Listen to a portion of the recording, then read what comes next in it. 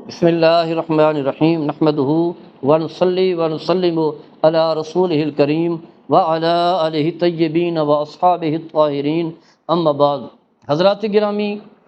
کچھ حصہ ہم نے یہ بھی بیان کیا ہے کہ جو رسول اللہ صلی اللہ تعالیٰ علیہ وسلم کے حق کو پورا نہیں کرتا وہ شیطان کا ساتھی ہے، اللہ کا دشمن ہے، نافرمان ہے اور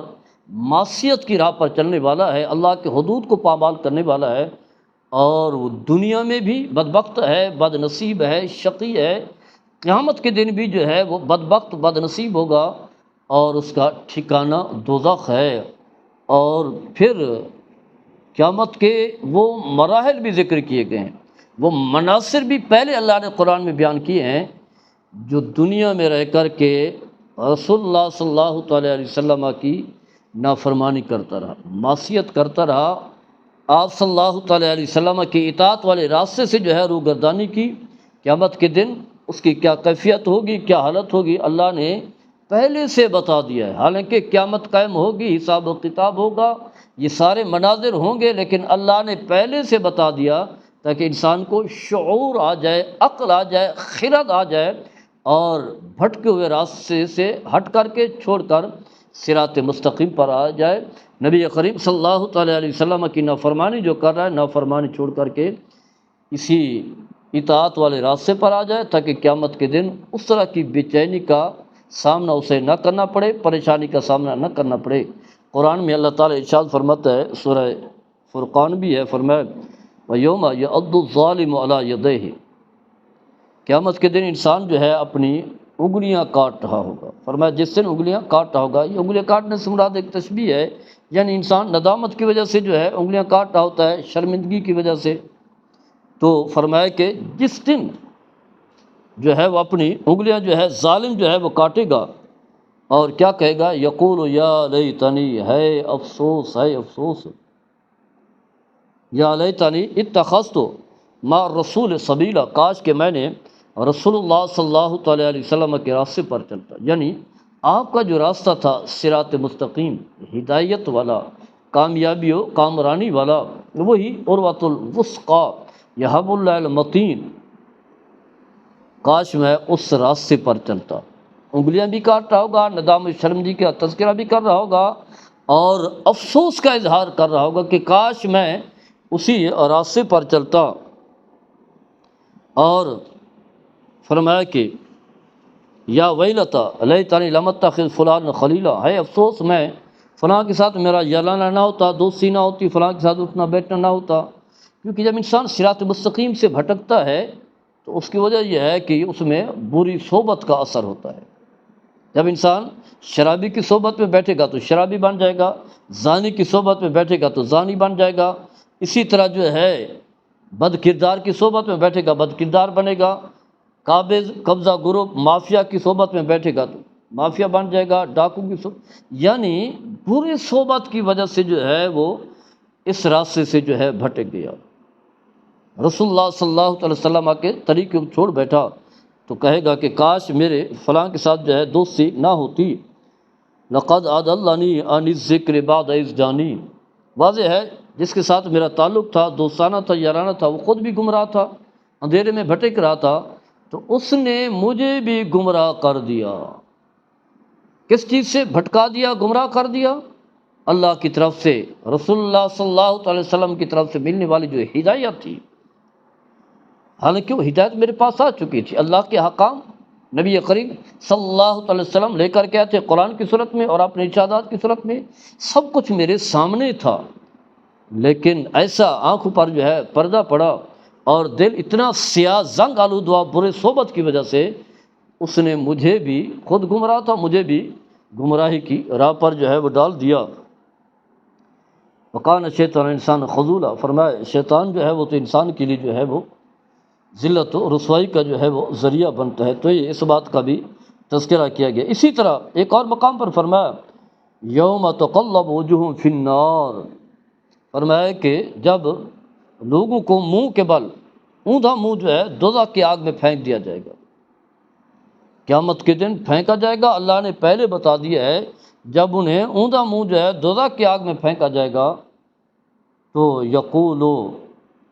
یقولون، اس وقت کہیں گے یا لیتنا، اے افسوس اے افسوس، کاش کاش، اطعنا اللہ و اطعنا الرسول، کاش ہم نے اللہ کی اطاعت کی ہوتی اور اللہ کے رسول کی اطاعت کی ہوتی۔ یہ اس وقت جو ہے انہیں احساس ہوگا۔ اس کی وجہ یہ ہے کہ عام طور پر جو ہے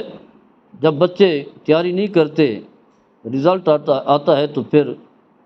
ہر ایک جو ہے وہ لان تان کر رہا ہوتا ہے، تو کچھ لوگ خودکشی کر لیتے ہیں، کچھ جو ہے وہ ذلت کی زندگی گزار رہے ہوتے ہیں۔ عربی کا ایک مقولہ بھی ہے، عند الامتحان یکرم رجل او یوہان،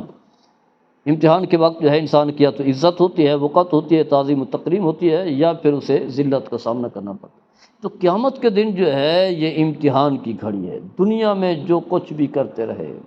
جس انداز سے زندگی گزارتے رہے، جس کے پیچھے چلتے رہے، جس کی صحبتوں میں بیٹھتے رہے، اب اس کے نتائج رزلٹ کا مرحلہ جو ہے وہ آئے گا۔ تو اس وقت جو ہے وہ کہیں گے کہ کاش ہم نے رسول اللہ صلی اللہ علیہ وسلم کی اور اللہ کی اطاعت کی ہو جاتی۔ وقالوا ربنا انا اطعنا سادتنا وکبرانا، کہیں گے اے اللہ ہم تو اپنے بڑوں کی باتیں مانتے رہے، جیسے ہمارے ہاں علاقے کا چودھری ہوتا ہے، وڈیرا ہوتا ہے، ایم این اے، ایم پی اے، کوئی چھوٹا بدماش کوئی بڑا بدماش، ان غنڈوں کے پیچھے چلتے ہیں۔ وہ سمجھتے ہیں کہ شاید ہمیں یہی کام آئیں گے، تھانے سے بچوائیں گے، کوئی نوکری دلوا دیں گے، کوئی بچوں کو فائدہ دیں گے، کوئی کاروبار کروا دیں گے۔ ان کے پیچھے چلتے رہے اور اللہ کے حکام جو ہے پسے پوچھ ڈال دیے۔ تو فَأَضَلُّونَا السَّبِيلَ، یہ سارے جتنے بھی وڈیرے ہیں گمراہ تھے، ہم ان کے پیچھے چلتے رہے، ووٹ ڈالتے رہے، ان نعرے لگاتے رہے، جھنڈے لگاتے رہے، تو یہ خود بھی گمراہ تھے، انہوں نے ہمیں بھی گمراہی کی راہ پر جو ہے وہ ڈال دیا، تو گمراہ کر دیا۔ ربنا آتہم ضعفین من العذاب والعنہم لعنا کبیرا، یا اللہ کیونکہ یہ گمراہ تھے انہوں نے ہمیں بھی گمراہ کیا، ہمیں تو عذاب دے رہا ہے، انہیں دگنا عذاب دے، کیونکہ یہ گمراہ بھی تھے اور گمراہ کرنے والے بھی تھے، خود بھی بھٹکے ہوئے تھے، اور ہم جب ان کی صحبت میں گئے، ہم نے جب انہیں اپنا لیڈر مانا تو ہم بھی گمراہ ہو گئے۔ تو یا اللہ انہیں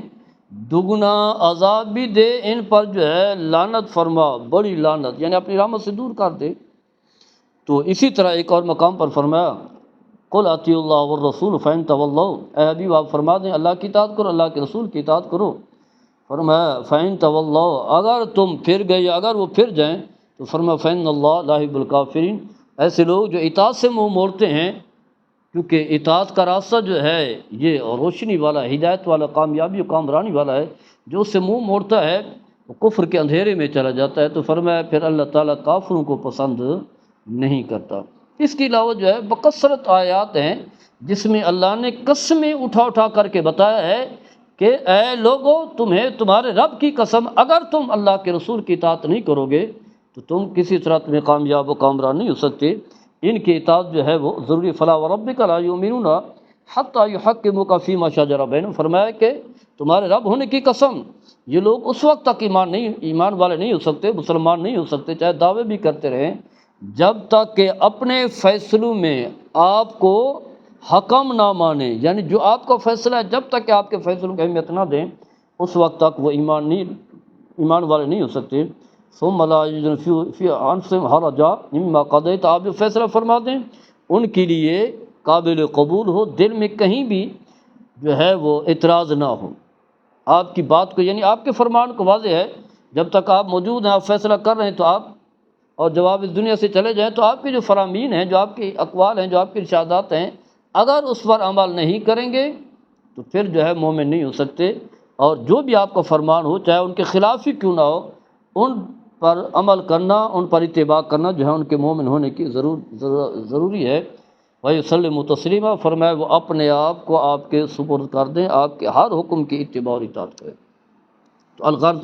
اس بات کو بھی واضح کیا گیا ہے کہ رسول اللہ صلی اللہ تعالیٰ علیہ وسلم کا ہمارے اوپر حق ہے آپ کی اطاعت کرنا اور نافرمانی سے بچنا۔ اللہ تعالیٰ ہم سب کو عمل کرنے کی توفیق عطا فرمائے۔ وما علیہ البلاغ۔